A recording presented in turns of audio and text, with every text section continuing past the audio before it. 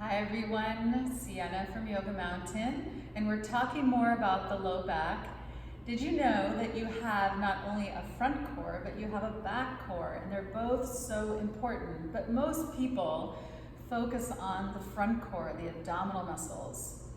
We also have a lower core, which is your pelvic floor, but we're going to be working on the back core, which is your multifidus muscles and your erector spinae, the paraspinal muscles that support the lumbar spine and the vertebrae on the back area.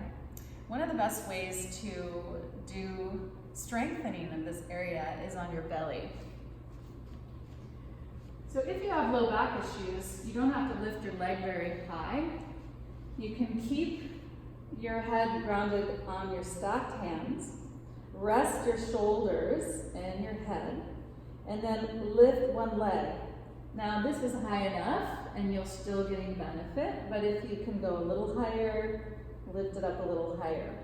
Once you're up, you might want to take one hand and just make sure that you feel the muscles here contracting. Another thing you can do is add the opposite arm.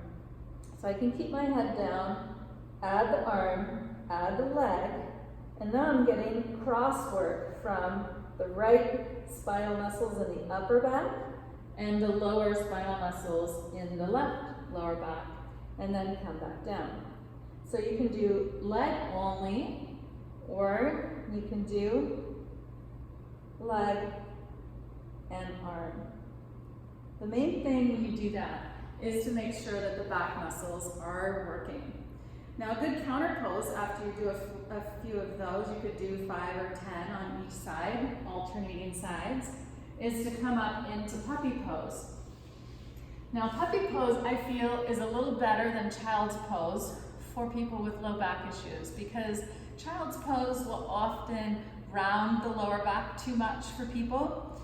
So puppy pose keeps the spine more neutral. So you stretch out your arms, tuck your toes, and keep your hips more in line with your knees.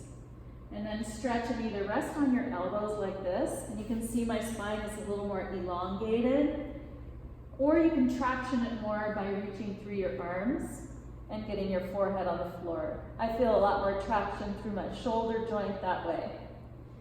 Versus child's pose, which is more of a rounded shape. This isn't a bad pose, I like this pose and I use it in my classes, but for somebody with back issues, all this rounding in the spine might put pressure on the spinal discs.